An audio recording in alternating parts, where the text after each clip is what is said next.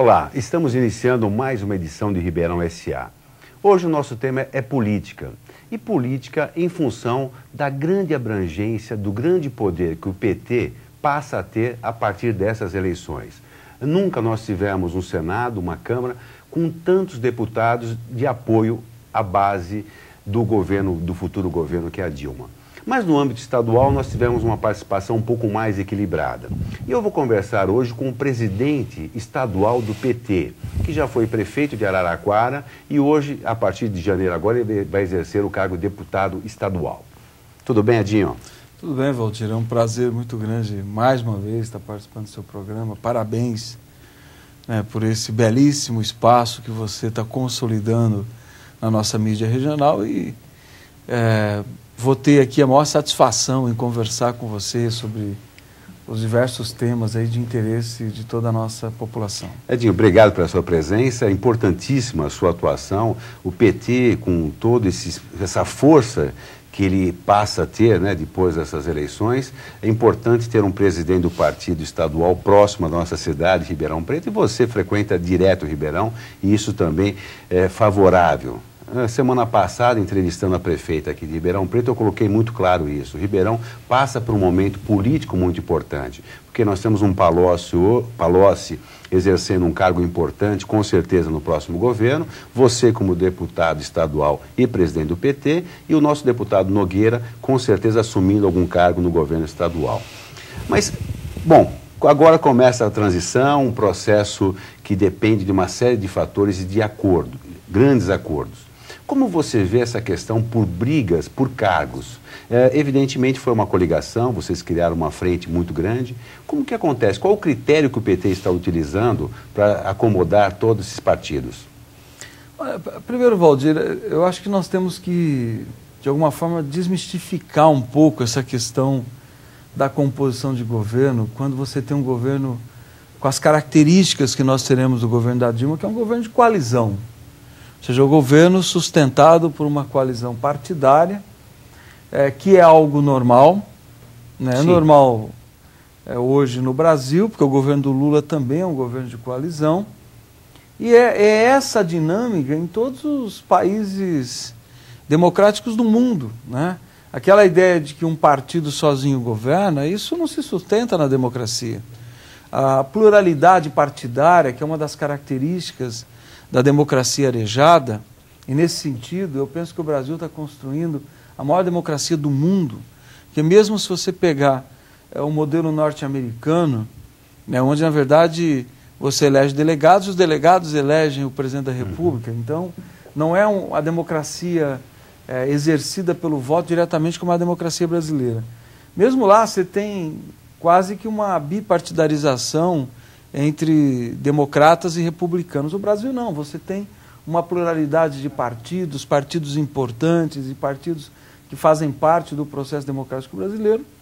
E, portanto, quando você forma um governo de coalizão, esse governo ele tem que se refletir na gestão, portanto, na composição do partido. Isso não significa uma briga, significa que, na hora de você fazer refletir dentro do governo a coalizão, os partidos negociam, conversam.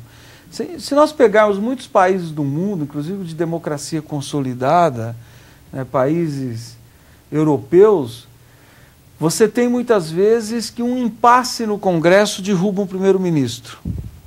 Nós tivemos recentemente, por exemplo, no Japão,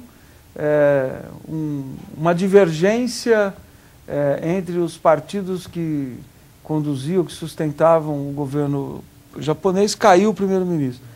Então, é que no Brasil, por nós termos ainda uma memória recente da democracia, a gente sempre acha que isso é um problema. Não é problema.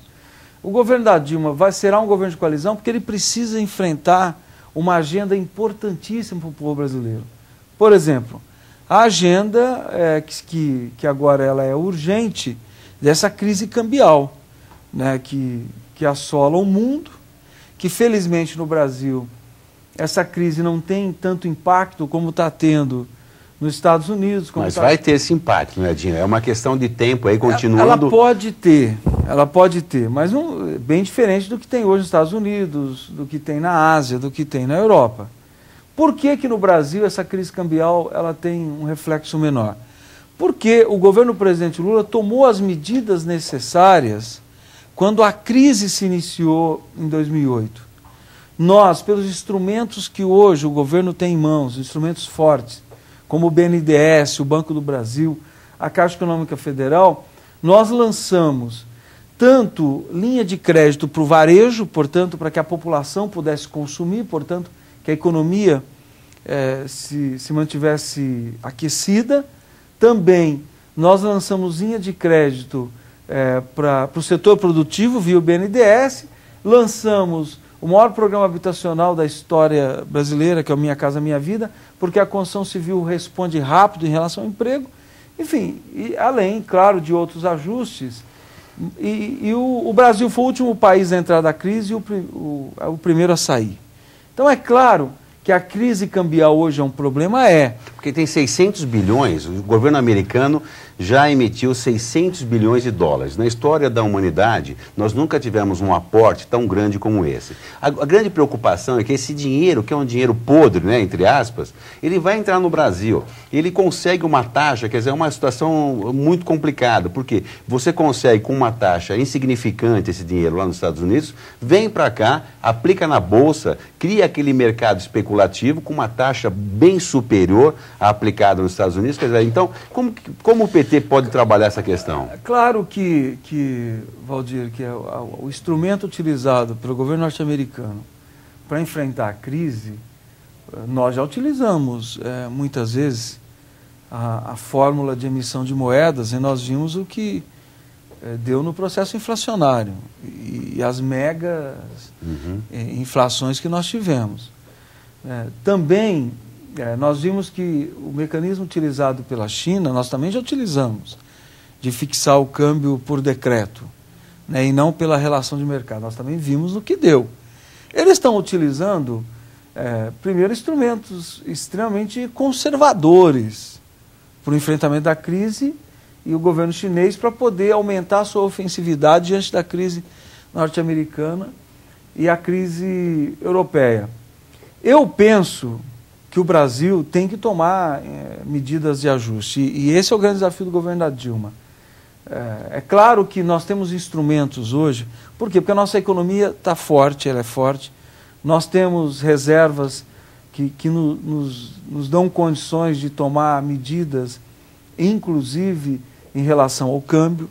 Nós temos hoje um país que vai crescer 7,5%. Nós temos hoje o mercado interno que ele compensa qualquer desequilíbrio nas exportações, mas é evidente que no momento que os Estados Unidos eles despejam 600 bilhões de dólares no mercado norte-americano, para o público de casa entender, ou seja, quando você tem uma hiper safra de laranja, você tem mais laranja ofertada do que gente procurando laranja, o preço da laranja cai. Para a gente entender exatamente o que o governo norte-americano fez, ele quer aquecer o crédito e o mercado interno, inundando o mercado de dólar. Vai bagunçar a economia mundial, porque claro, a tendência do ouro é subir agora. Porque, não, é claro, todos os demais, primeiro todas as demais moedas se valorizam, porque, também, para a gente ser um pouco didático, qual é o grande problema para o Brasil hoje? Em relação às exportações, nós temos um mercado interno aquecido, é verdade, nós temos condições de manter esse crescimento da economia, é verdade. O problema é que essa inundação de dólar no mercado, inundação que foi feita de forma como um instrumento de combate à crise norte-americana, isso vai fazer com que o real se fortaleça, evidentemente, perante o dólar, porque... Tem um lado bom e um lado negativo. O lado bom é que o Brasil passa a ter uma moeda mais forte e ganha com isso. E o lado negativo é a exportação. Não, mas isso não o produto brasileiro vai ficar muito caro. Isso é bom para que a gente possa importar, principalmente... bens duráveis e equipamentos para modernizar ainda mais a nossa produção. Isso é verdade. Agora, é ruim para nós em relação às exportações, porque a hora que o exportador ele converte real em dólar, claro que o dólar vale menos em relação ao real. Portanto, isso pode provocar uma perda significativa de competitividade do Brasil no mercado exportador. Mas o que é importante? Primeiro, a Dilma tem consciência do cenário, ela está lá no G20, inclusive, conversando. Que foi um fracasso, o G20 aí, pelo menos as últimas análises eu aí. Eu penso que ele deu início ao debate político. O problema é que a economia norte-americana, ela se encontra diante de um impasse e tem, os Estados Unidos têm eleições daqui a 2 anos, o Obama corre o risco de entrar muito enfraquecido no processo eleitoral e ele tem que responder, a economia norte-americana tem que reagir. Agora eu penso que nós temos muitos instrumentos, não só continuar reduzindo a taxa de juros, portanto, fazendo com que o Brasil seja menos atrativo para o capital especulativo, né, que é um problema, porque inunda o mercado brasileiro de dólar para especulação. Nós temos instrumentos compulsórios que nós podemos tomar. O governo brasileiro já tem comprado dólar para poder manter uma estabilidade do real perante o dólar. Então, o importante, Valdir, é que a nossa economia está estabilizada, ela está forte, portanto, nós temos vários instrumentos que podem ser adotados para diminuir, vai ter impacto? Vai, ponto. Mas para diminuir o impacto dessa inundação de dólar no mercado internacional que vai refletir aqui. Portanto, que se nós tivéssemos com a economia fraca, se nós não tivéssemos reservas em dólar, se nós não tivéssemos hoje os nossos pilares econômicos totalmente estabilizados, é evidente que nós temos mais dificuldades de responder. Mas não é esse o cenário. Essa agenda da crise cambial, não tem dúvida nenhuma, a Dilma vai tomar as medidas corretas. Nós temos hoje fundamentos da economia para que a gente possa tomar essas medidas. Outra agenda importante, que o governo de coalizão é importante para dar sustentação, é a agenda da reforma política. Eu penso que agora sai essa reforma tão desejada. Precisa sair, Valdir. O Brasil hoje, inclusive, né, é claro que isso não é bom, mas hoje, no G20, a nossa moeda é a que mais se fortaleceu, porque a nossa economia está forte, né? O Brasil hoje é o país que mais inclui socialmente no mundo, né? O Brasil passa por uma profunda transformação na área educacional, na área do desenvolvimento tecnológico. O pré-sal é outra agenda importante, nos dá uma perspectiva de futuro, de crescimento, buscando a sustentabilidade, com respeito ao meio ambiente. Então, o Brasil é um outro país. E as regras da governabilidade são as regras do início da década de 90. Então, nós temos que reformar o Estado brasileiro para que ele dê conta desses desafios que estão colocados para o Brasil. Então, eu não tenho dúvida nenhuma que a reforma política ela tem que sair, porque ela é urgente. Porque senão, Valdir, a gente fica a cada pseudo-escândalo que uma prefeitura vem a viver, um Estado, ou mesmo a União, a gente fica inundando o país de notícias, né, algumas verdadeiras, outras não. A gente traz o tema da corrupção como um tema fundamental para o povo brasileiro, mas a gente toma as medidas.